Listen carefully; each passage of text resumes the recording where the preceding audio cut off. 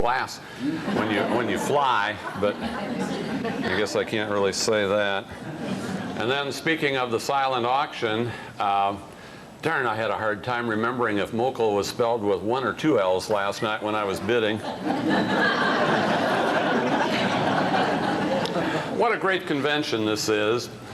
Wonderful hotel, great programs, great auction. Oh, and speaking of the auction, you know that this is part of the Whitley collection, and I have to take my turn because he takes his turns. And so I want to tell you a story about Floyd. A lot of you know he doesn't like to fly, but he has flown. And the very first time I ever met Floyd Whitley, we were, and some of you heard this story at Texas, but it's such a good, true story that I have to tell you this. Carol and I were coming back on our first trip from Paris, and Floyd and Cecil had been there many times, I'm sure. But anyhow, we were flying along over the Atlantic, and bad thunderstorm. And the plane got hit by lightning, and there was some smoke, and looked pretty bad. And pretty soon the pilot came on, and he said, "Ladies and gentlemen, I have sad news." He said, "We're not going to make it. So we're going to crash in the Atlantic." And it was silent for a minute, and there was a little bit of weeping, and then there was some crying, and it was a bad time, quite frankly. And then a woman stood up and she said, "If I'm going to die," she said, "there's one thing that I want to have happen to me yet." She said, "I want to be made to feel like a woman." And everybody kind of looked around, and the crying kind of backed off, and she's a good-looking woman, I have to admit. Pretty soon, I heard this Texan stand up in the front of the plane. First class, of course, I was in the back. You know. And he said, "I'll do it." And then I heard this nicer voice saying, "Oh, please, Floyd, don't do it." And he came walking down the aisle.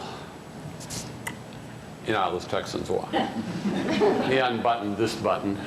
He unbuttoned this button, did his cuffs, got to this beautiful woman who was looking up at him, you know, with big eyes, whips off his shirt, and he says, "Iron this."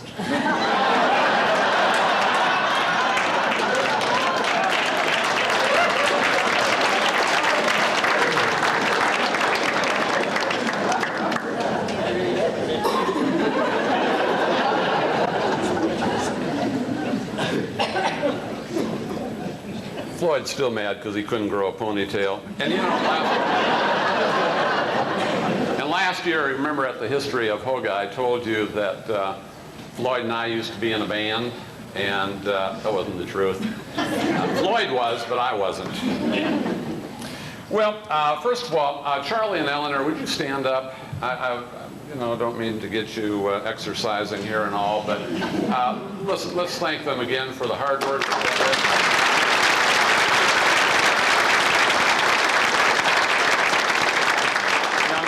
Who is about to work. Now, I want everybody who brought a piece that is up there, or more pieces, to stand up. So I want you to see how many people have participated in this. All right, now thank them.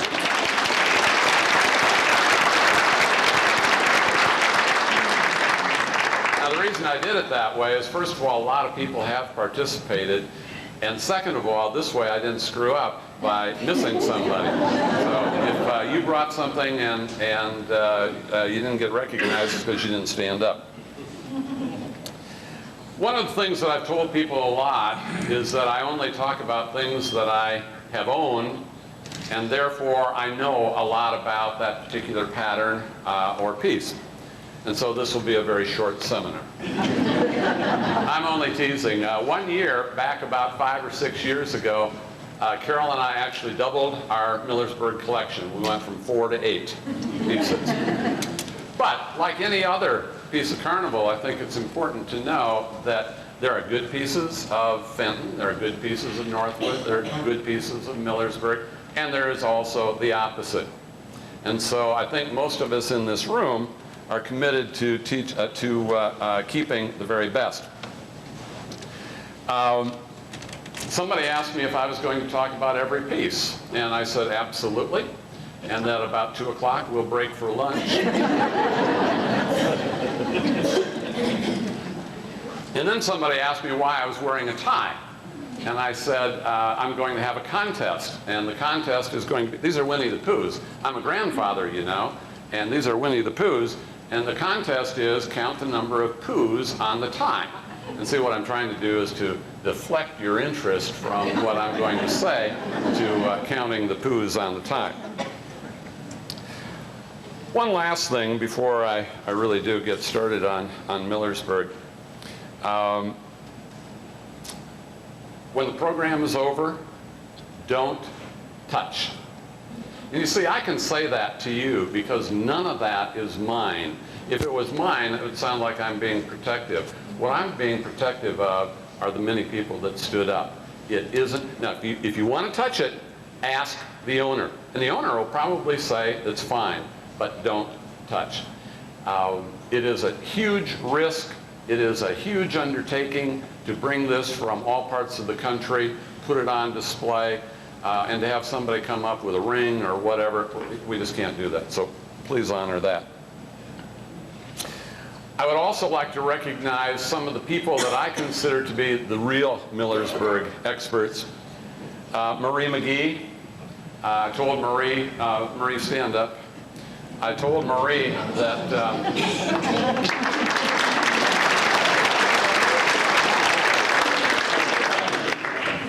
I recently went to a college in Alabama that I was helping on a reaccreditation trip, and I took Marie's book with me, and I read it going and I read it back because I needed to know as much as I could about Millersburg.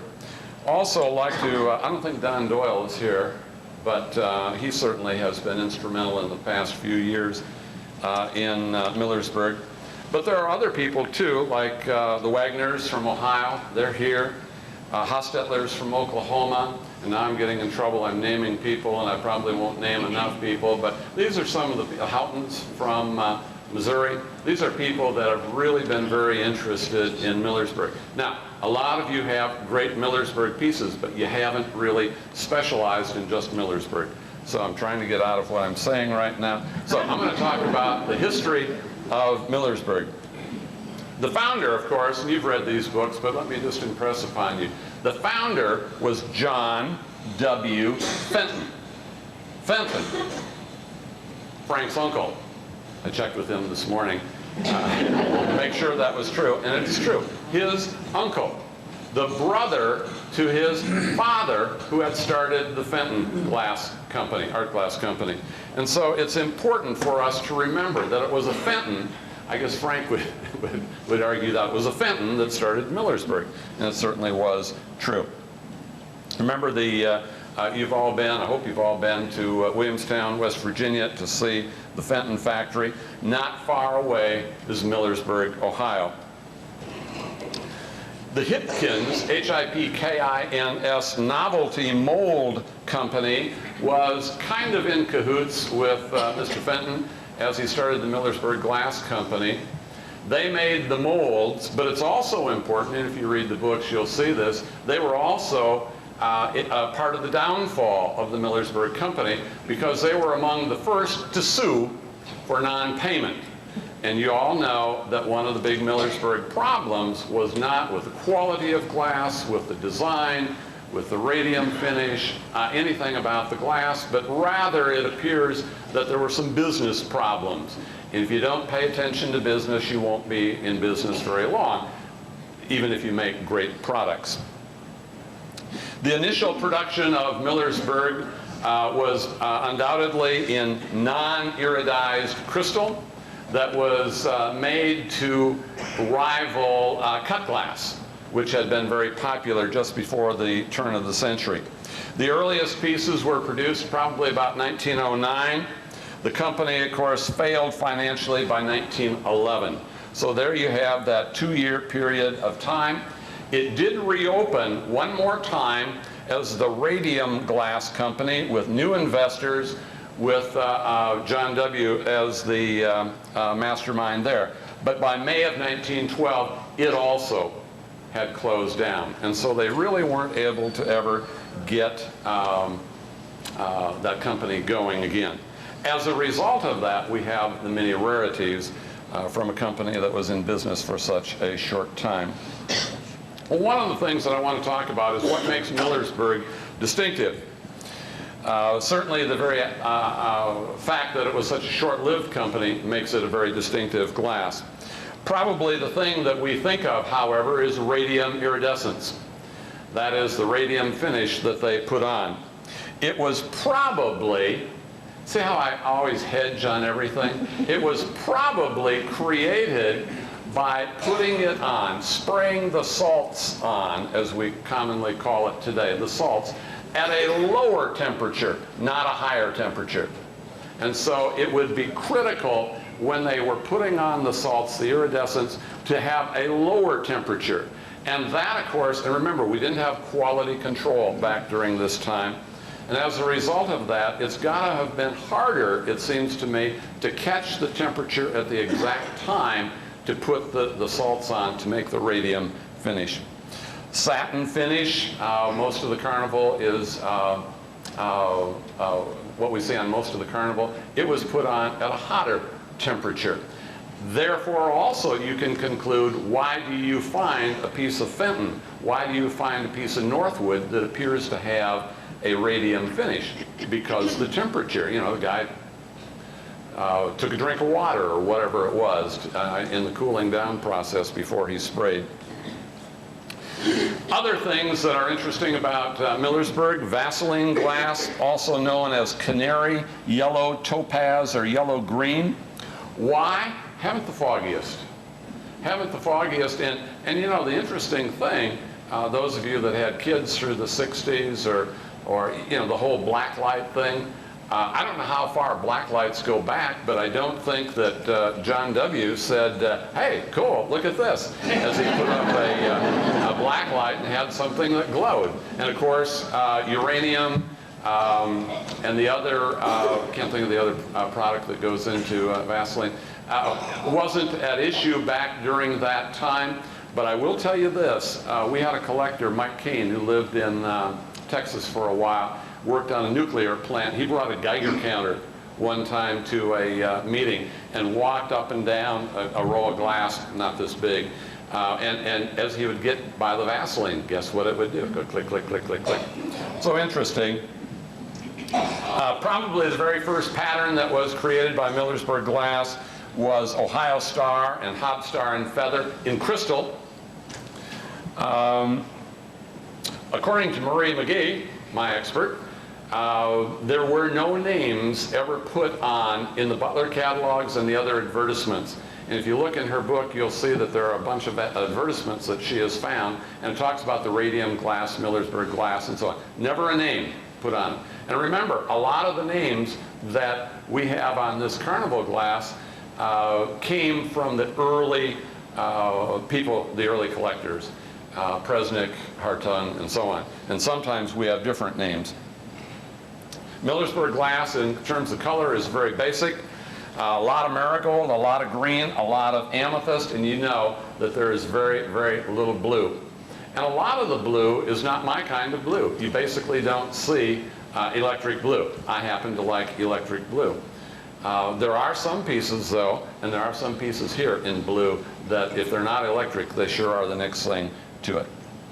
Vaseline is very rare. There are also a few pieces of white Millersburg, frosty white Millersburg. And as you'll notice, we've got the two vases that are in an aqua opal. Now, I said to somebody this morning, and I think that it's probably not true, but I sometimes wonder, there must have been somebody in the Millersburg company that said, this is boring, I'm going to make something different. Because in that 2-year period of time, look at all of the whimsies, look at all of the one-of-a-kind. Why did they do that? I haven't a clue. But I swear to God, there must have just been somebody that said, I'm tired of making amethyst, I think I'll make it in blue. Or the boss isn't looking now, and I'm going to stir in a little bit of of something here to make a different color, or I'm going to whimsy it. So there are some real differences. Now, some interesting facts also, like the Bernheimer bowl is really a variation of the Mini Stars bowl. And then get this, it only comes in blue. There isn't any blue in Millersburg, but then they made one, and the only thing you can find it in so far is in blue.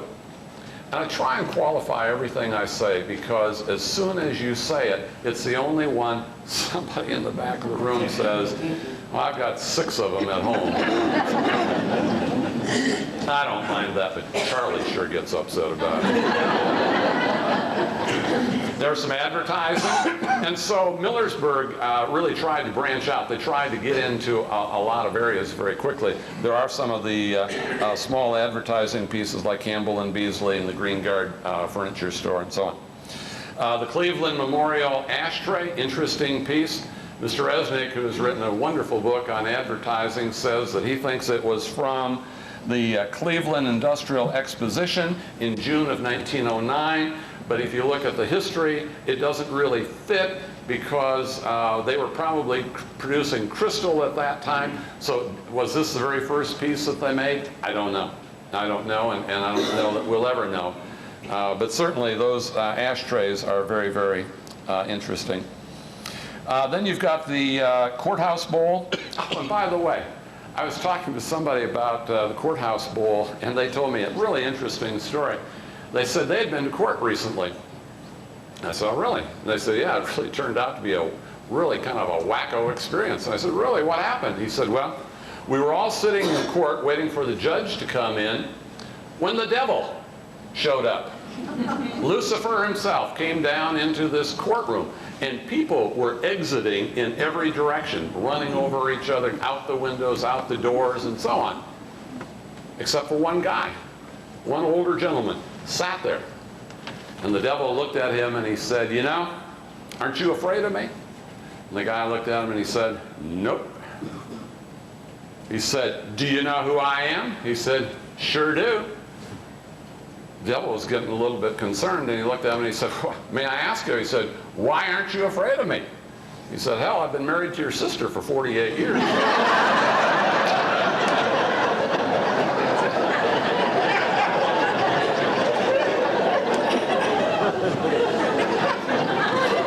Actually, I heard that about people who have gone to church, but not wanting to talk about religion, I decided to alter it into a courthouse bowl story. The most interesting thing about the courthouse, there's a lot of interesting things about Millersburg. Courthouse is still there. If you've never been to Millersburg, Ohio, you ought to. Courthouse is still there. Interesting that there is a known plate in the courthouse.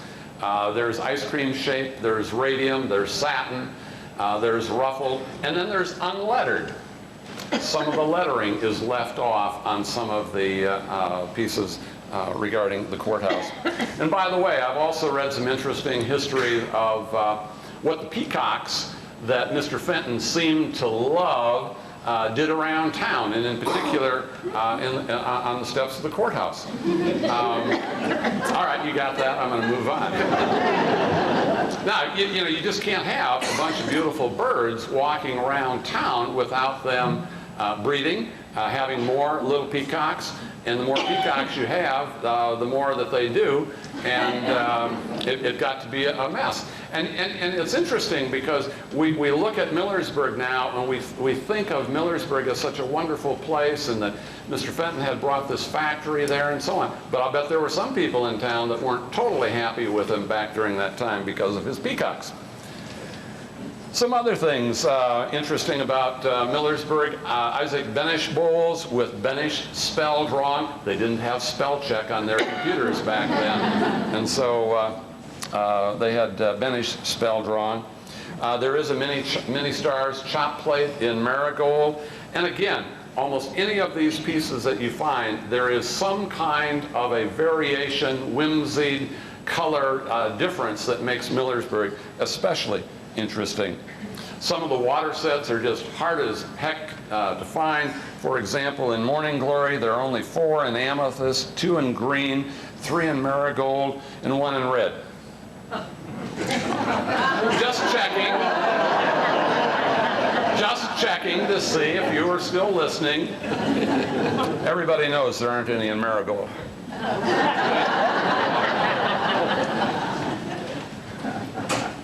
I picked another design that I thought was interesting. The nesting swan. Listen to this list of just a few of the oddities about nesting swan. One in blue, one in Vaseline. They're pretty rare and round. Square, a candy ribbon edge. Tri-cornered, a deep bowl and a rose bowl. And a spittoon whimsy. Just from that one pattern that you think of as just typically a bowl. Then there's the confusion about the peacocks. And I thought I would just straighten you out once and for all this morning.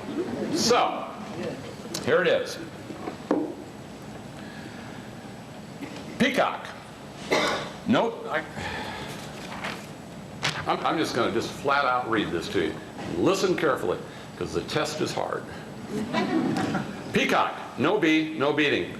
Peacock proof, no bee, no urn on top of this pedestal, part of one leg missing. Peacock shotgun, no bee, no urn, no beating, but both legs. Peacock and urn may or may not, oh I love this one, may or may not have beating, but it does have, always has a bee. Peacock and urn shotgun, which has no top to the urn, it looks like a shotgun. It has a bee urn and a larger bee. Question had been, who had made the this piece that we called the Mystery Bowl? It was Millersburg. Peacock and urn variant, 6-inch ice cream shape, sauce, bee, 3 rows, and the tiara tilts forward.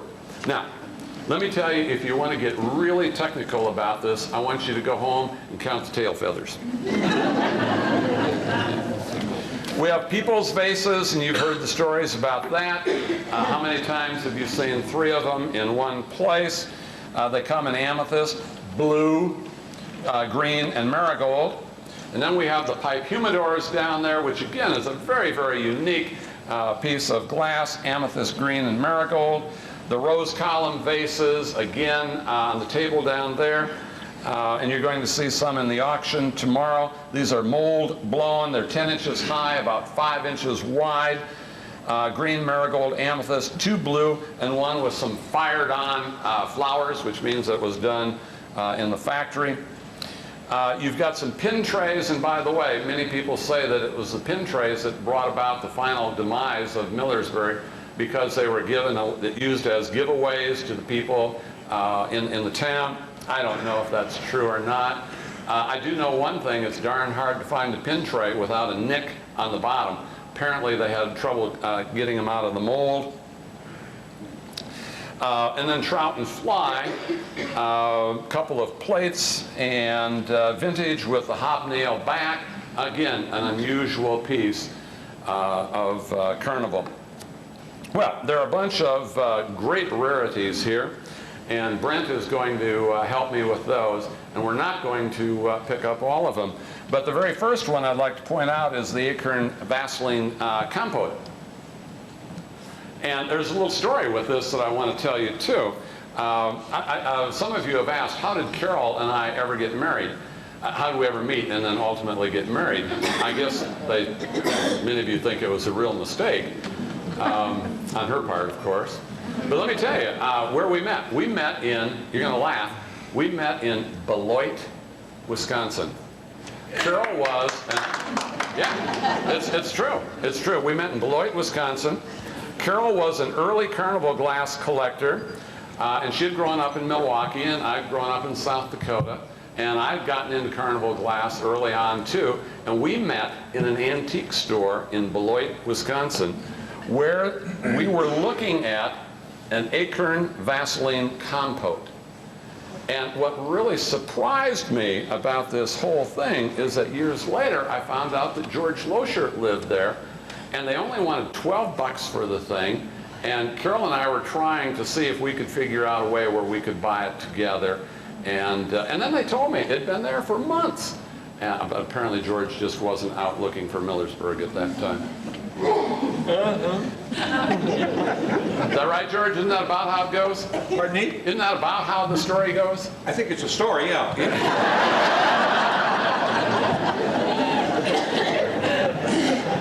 We have big fish in a oval shape, which is an absolutely, and again, look at the, you think of big fish, you think of a bowl. But look at these, the differences that are made in these bowls. The big thistle punch bowl, maybe about 3 of them known. Look at the color on that. Look at the inside. Gorgeous piece of glass, big piece of glass. And then when we start talking about spittoons, and by the way, we're not going to talk about every piece. We can't. If you have brought a piece and I miss it, and it's a great rarity, I'm sorry. We're just going to try and talk about a few of them. But the next one that we're going to talk about is the blackberry wreath spittoon. One in the amethyst, a marigold plate. There are just a few of these around. And by the way, those of you that belong to HOACGA, and of course you all should, Dave Doty and I did 2 of them now on spittoons. And I love writing about spittoons because it's just such an interesting piece of glass. And thank God people wash them. We also have a bullseye vase with no bullseye. Interesting piece. Or absentee bullseye, I guess we could call it. Cherry's chop plate without the hobnail back. And again, some of these pieces, you've got pieces with an unusual back, and then all of a sudden the back is gone. And so, asleep at the wheel, who knows? Feather and heart pitcher in Vaseline, only one known. Only a couple of pitchers in Vaseline in all of Carnival. But this is a Millersburg, and this is a relatively new find in terms of the awareness of this. And look at the amount of Vaseline in there, a lot. We've also got the flowering vine green compote, only one of those around. It's a tall compote, gorgeous piece of radium glass. Fruit basket in marigold, only 3 or 4 of those around. It's not on the other end. Well, it's here. Gay 90s pitcher. 1 green, 5 or 6 in amethyst. Great pieces of glass. Country kitchen cuspidor.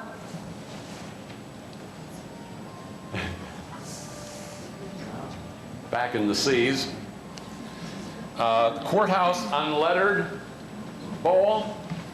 If you haven't seen these, check them out. Don't touch, but look closely. Deep grape compotes. Excellent pieces of glass. One sold in blue last year, and I think maybe one the year before. Anyhow, very recently, a couple of them have showed up in blue. That one just happens to be very, very, very, very pretty. Notice how in the deep grape compotes there's a difference on the tops, how they've been treated on top. So this is where you have the artisanry of the glassmaker of the day. Nowadays, everything, of course, is so much of it is machine-made. But here you have an opportunity to do some things differently. And again, by the way, if you haven't been to the Fenton factory, you ought to go. I was shocked when I went. I expected to see computers all over the place and robots or something, And a lot of it, really a lot of it, is very, very similar to what it was like at the turn of the century. I think Frank told us that day that a computer keeps the heat at a steady temperature. But you just got to go sometime. It is an experience. Grape leaves, again in Vaseline. And one of the things you're going to note, there are a lot of these up here that are either one of a kind or very, very few known. And a lot of the unusualness to it is the fact that there is Vaseline. A grape wreath spittoon, one in marigold, one is known. Green Guard furniture, don't think we ended up with, yeah, we did. We did. There's a little Green Guard furniture advertising piece. I think there was one on eBay recently. If you don't know what eBay is, I'll tell you later. Holly Sprig Vaseline nappy, again, 1 reported. And I like that in a way. 1 known, sounds a little pretentious. 1 reported maybe is a better way. 2 reported, okay, got 2 reported. Got another one. I told you that would happen. Little stars in blue. Some of you went to Bob Gallo's auction recently. Bob, a really great guy, and really loved his Millersburg. He had a lot of blue Millersburg. Mini stars, chop plate in marigold. Unusual piece. Mitered ovals vase. Yesterday I was in here talking with Bruce Hill, and he said, you know, what's the best piece? I don't like questions like that, especially when it's not my glass. And so I picked out several that I would really, really, really like to have. And that's one of them, that green mitered ovals vase. And I have to tell a story. Years ago, Carol did really grow up in Wisconsin. And I really did meet her in Wisconsin, just not Beloit. But anyhow, we were in Wisconsin visiting her folks, and her dad was a doctor, an MD, and thought that we were just on the other side of blooming idiots about this Carnival glass, until he started seeing the dollar value. That he could identify with.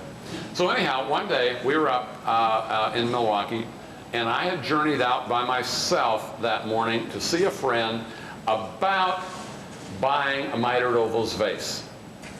And we had kind of agreed on a $4,000 price. It was marigold, very, very pretty, mint. And I got a picture of it, and I brought it back. And he said, where have you been? What have you been doing? Tell me about this. And I said, well, it's called a mitered ovals vase, and I'm very interested in it. And I want you to just look at this and honestly tell me what it would be worth to you. And he was very thoughtful about it. And he sat there and he looked at the picture. He asked me how high it was. He asked me if it was broken or not. And then he said, $12. So I knew right there that I wasn't going to convert him to collecting Carnival glass. That is a true story, by the way. Morning Glory pitchers, a couple in green, 4 in amethyst, probably 3 in marigold. Really, really hard to find.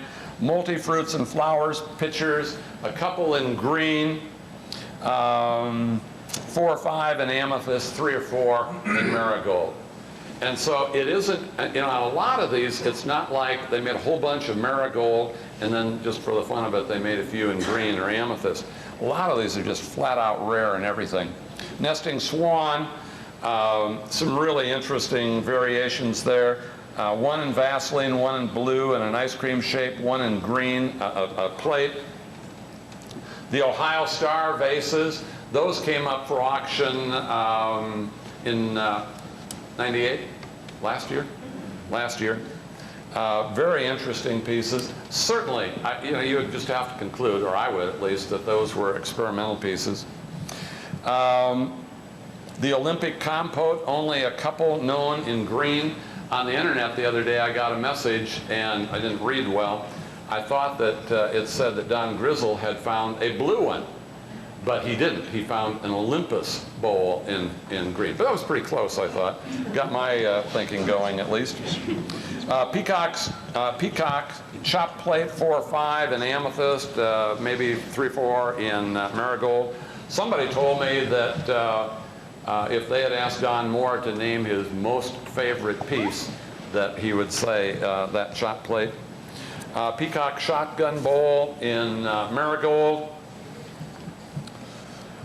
Peacock had earned a little flat plate made out of the individual ice cream. And some of you have heard this story before, but I was not always the best money manager in the world, and Carol and I used to have 2 checking accounts. She had hers, I had mine. They were both joint. And one day a lady called me and said, I understand that you buy Carnival glass. And I said, well, yeah, I do. And then she said, where have you been? And it seemed like she was really irritated with me. And I said, what do you mean? She said, well, I've had this collection I've been trying to sell for a friend for a number of months, and I couldn't find anybody that wanted it. So I went and looked at it, and quite frankly, she wanted $5,000 for the whole collection, and there were some really, really nice pieces. But one of the pieces in there was a little Millersburg amethyst peacock and urn plate. And so I went home and I said to Carol, I said, I'm going to buy this collection, but I'm a little short of money. And so she gave me the $5,000. And then, you know how women are, she wanted a tip. So I dragged all of this stuff home, and one of the things I put out in front of her was this little amethyst peacock and urn plate. Absolutely gorgeous, flat as a board, great piece, and of course she took that as her tip, which was cool because I knew she wouldn't sell it, and so we got to put it in our collection, and so it really didn't cost me anything. Peacock and urn, blue bowl, 10 1/4, 3-in-1 edge, people's vases. There's the blue one. Look at that. Radium, big, different. And then you've got your people's vases that are behind me. You've read the stories about the Amish, the harvest, just absolutely stunning pieces of glass. Talked about, no, we didn't talk about perfection. Great examples down there, one with a ruffled top on it. The pipe humidors, very hard to find. Probably about 3 in green, 7 or 8 in marigold, and 6 or 7 in amethyst. There's a little potpourri milk pitcher in marigold. A rays and ribbons bowl in Vaseline.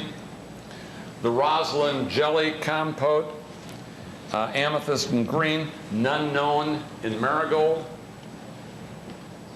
Actually, this is a test of Brent to see if he knows his patterns. Can't go that fast. He does, doesn't he? There's one in blue. And by the way, if you know of oddball pieces, oh, that doesn't sound good. If you know of pieces that are unusual because of their color, their shape, or whatever, tell Marie. She's working on a 2nd edition of her book, and she needs to know that for research purposes. The rose column vases down there, really pretty. I've already mentioned that they come in 4 different colors, and one of them is known to have fired-on flowers painted on. And I read somewhere that there was another one with fired-on flowers, and they took them off. So that makes, now we have a one-of-a-kind, now that the flower's been taken off. Roses and fruits, 2 or 3 of them are known in blue. And we also have a seaweed green plate over on the other wall. And recently, stippled diamonds, nappy, and Vaseline. There's also one in marigold.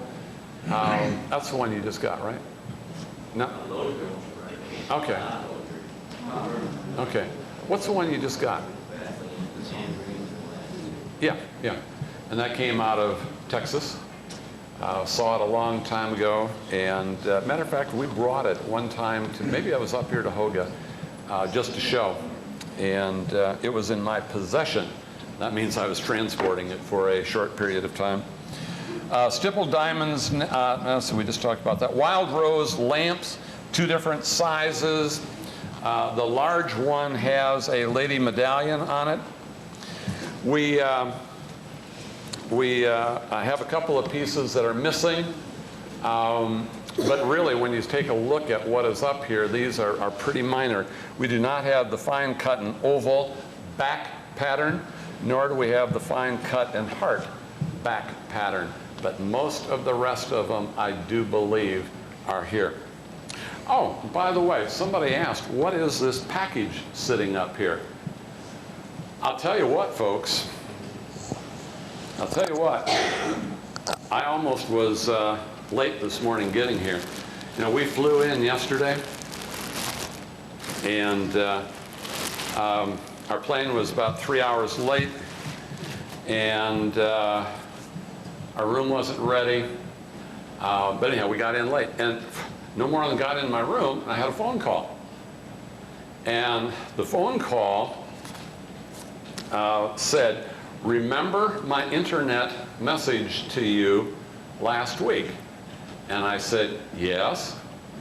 And I said, "How can I help you?" And they said, "Well, we want you to see this piece right over here in Overland Park at the mall, because we know that you're into Carnival glass, and this piece has been sitting here for about 7 months with a $60 price tag on it at the Gift Tree Antique Mall shop in Overland Park." That's real close. So I dashed over early, and they said they just couldn't believe that it had been sitting here for about 7 months, and nobody would buy it. And so this morning I was able to pick it up.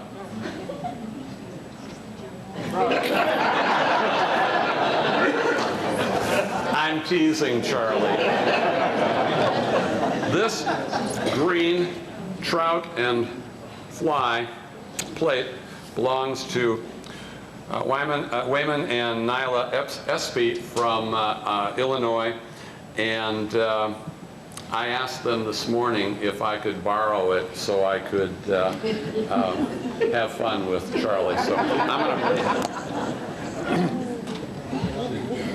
press it back a little bit. And that is the only green plate, at least that I am aware of. So anyhow, there's one heck of a collection of Millersburg glass. We haven't talked about every piece. We haven't touched every piece. Some of you might want to play a game with yourself and say, how many dollars are on the table? Some of you might like to suggest a quick auction. A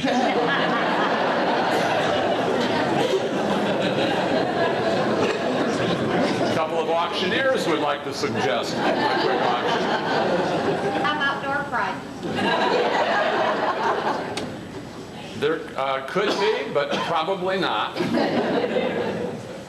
So that's the story on Millersburg. Now let me tell you what, we have added it up. Give or take 10%. We figure right at $960,000 worth of Carnival glass in 1999 sitting on these tables. And so with the addition of the plate and with the addition of the 10%, you're looking at $1 million worth of glass. And so when I asked you to thank the people who brought it here, they brought it at great risk. They brought it to share. It's a wonderful display. And take a look at it. And you saw who stood up. Thank them for bringing it. That's all I know about Millersburg. We're done in a...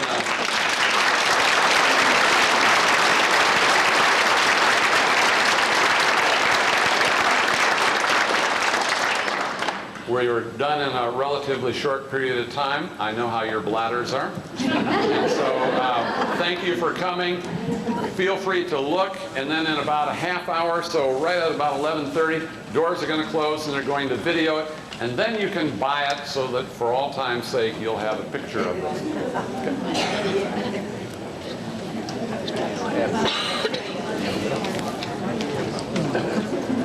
Thank you. And again, we want to thank you, Richard, for narrating this program for us. And again, thank Charles and Ellen for putting forth the effort, running up his telephone bill, and it gave him something to worry about other than his heart condition. We thank you again, Ellen and Charlie, for putting this on. And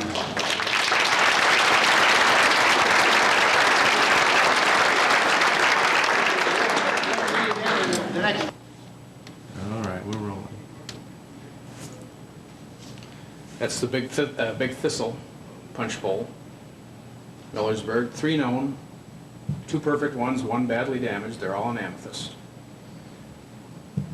No? You'll go Go up to the acorn. I just got through. Acorn compote in Vaseline. That example happens to be Vaseline. There's a few others. One is ruffled. Very rare piece. We're gonna go to the little spittoon in green, the blackberry wreath. Only one known in green that I'm aware of.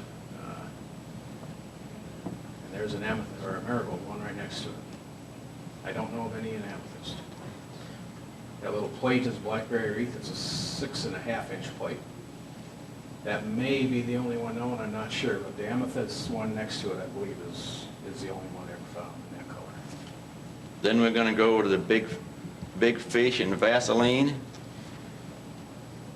6 known, all of them one of a kind, including square, and this is tricorner. And above it, the 2 big fish, one crimped edge in green. The only one that I'm aware of in green, and the one on the right in amethyst, not crimped, but again, the only one known. Then we're gonna go to the Cleveland Centennial. 3 marigold known, 12 to 15 amethyst. Hanging cherries in blue, crimped edge. A few of those around, not too many. Next to it is a small 6-inch plate, the only one known in marigold. Deep grapes. Deep grape compotes. Those are different shapes. The rose bowl in green in the middle is the only one known. Blue one. They're blue, 3 or 4 known. 3 or 4, 2 for sure, maybe 3 or 4. Okay. Maybe 4. Elk's paperweight, very rare. Several in amethyst. I think there's 1 or 2 in green. The spittoon by the Dolphins compote on this side, one of a kind. Pattern Tom, I can't Country think. kitchen. One of a kind, that's the only one known. The flowering vine, tall compote, only one known. Only one known in green. There's 1 in amethyst and 1 in marigold.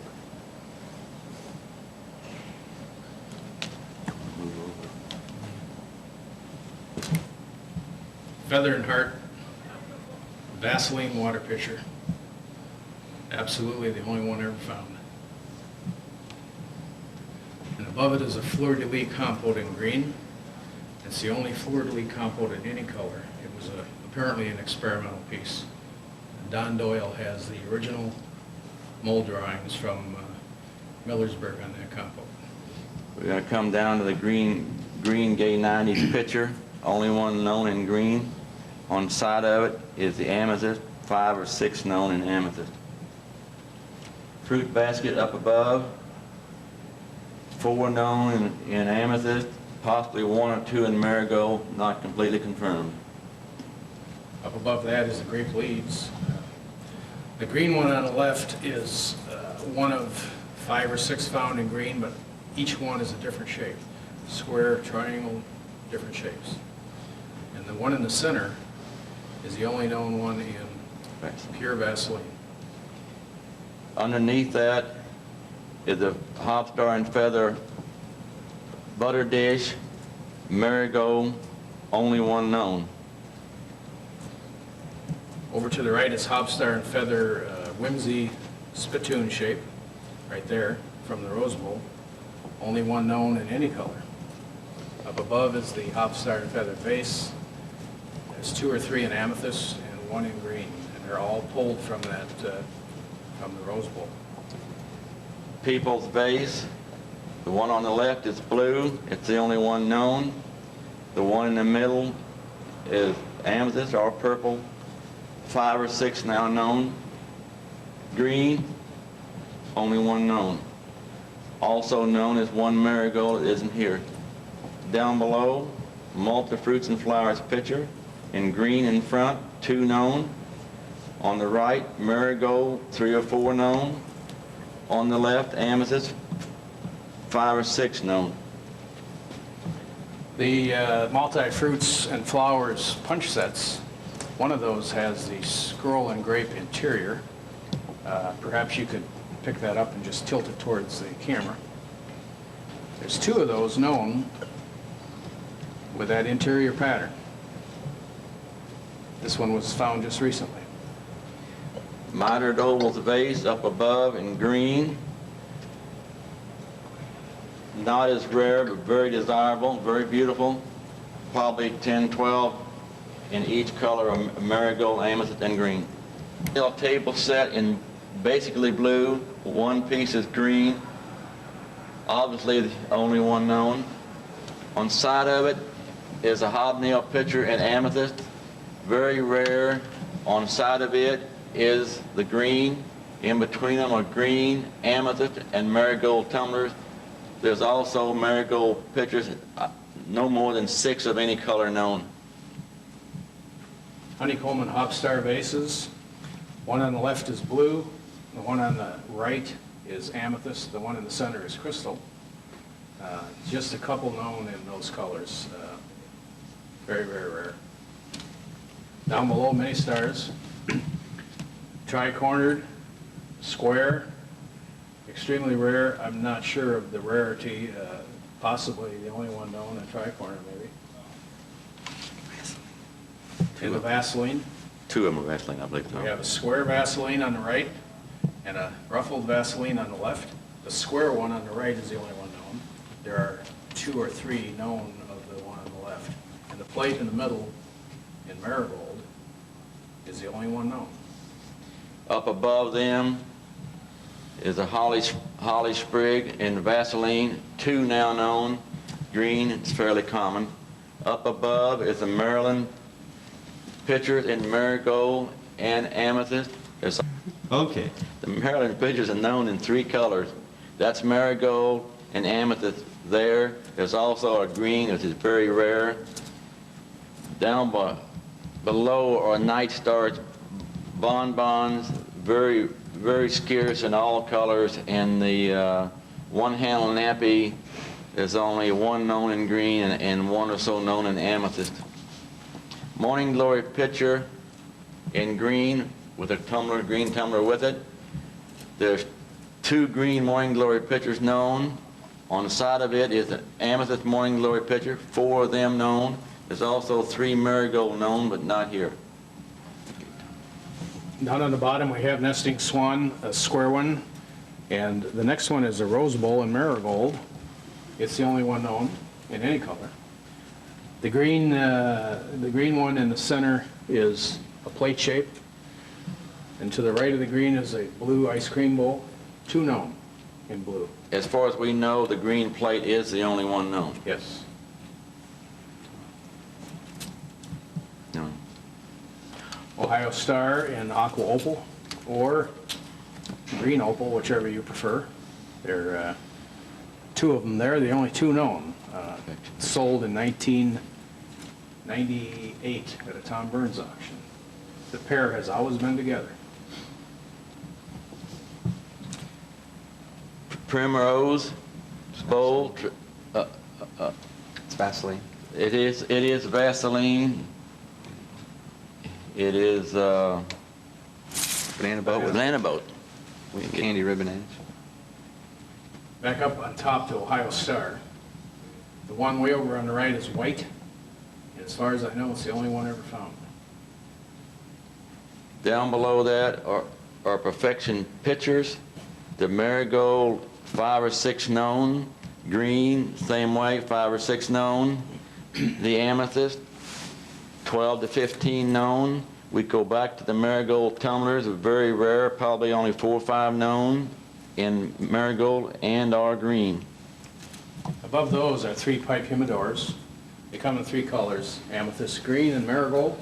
Green being the rarest color. There's only a couple known in green. 7 or 8 maybe in amethyst, and maybe 7 or 8 in marigold. Roses and fruits.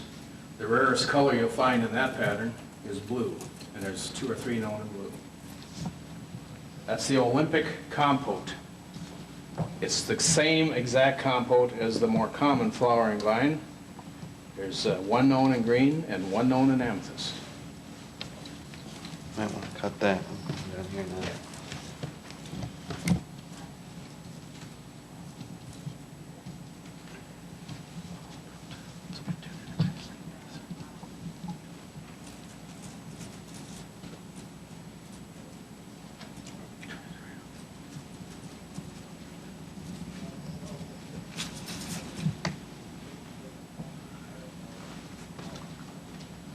Blue peacock and ern is radium, 3-in-1 ribbon edge. I believe it to be the only one known, and it may be the only piece of blue radium known. Peacock known as a chop plate in amethyst. 4 or 5 known. There's also 3 or 4 known in marigold. Next to it is a mystery plate, peacock and ern mystery. It's a true amethyst plate, and it's the only plate known in any color.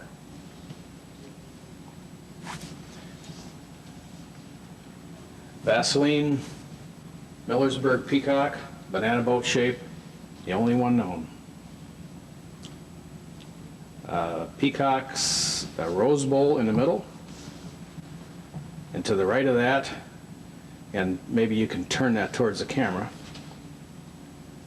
is the amethyst peacock spittoon, the only one known in amethyst, with the most unbelievable amethyst multicolored iridescence imaginable. We go over to raisin ribbon plate. I'm sure it's the only one known. I believe the bowl in the front on the right, the raisin ribbon, is Vaseline.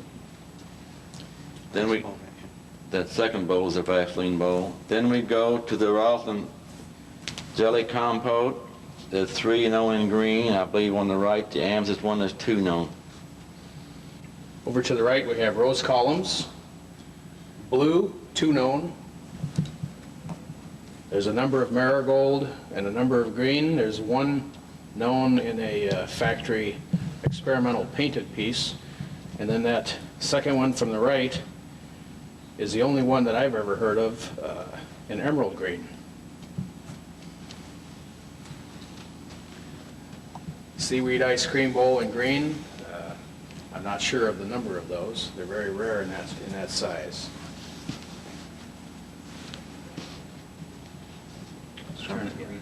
Strawberry wreath, whimsy.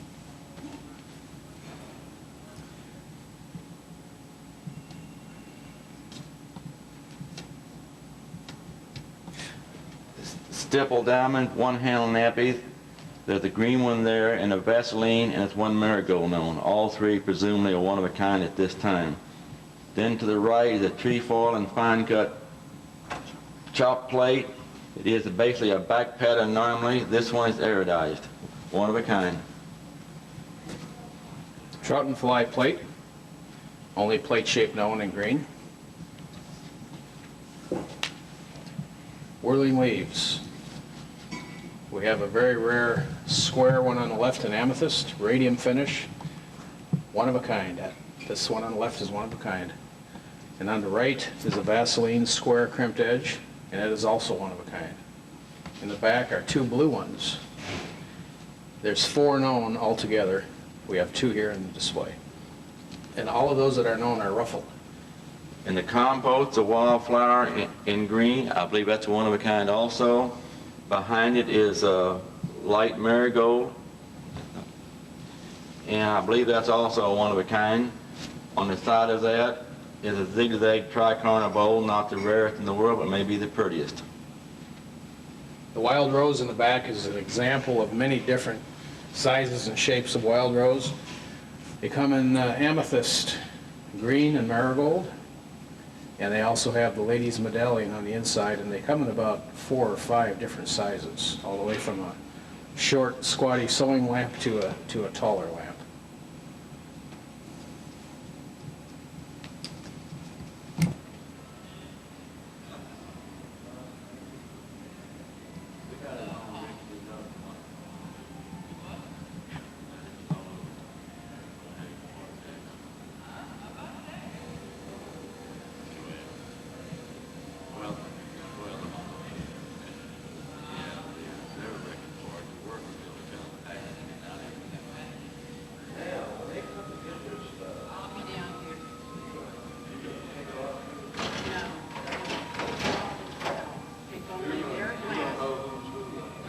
it on the table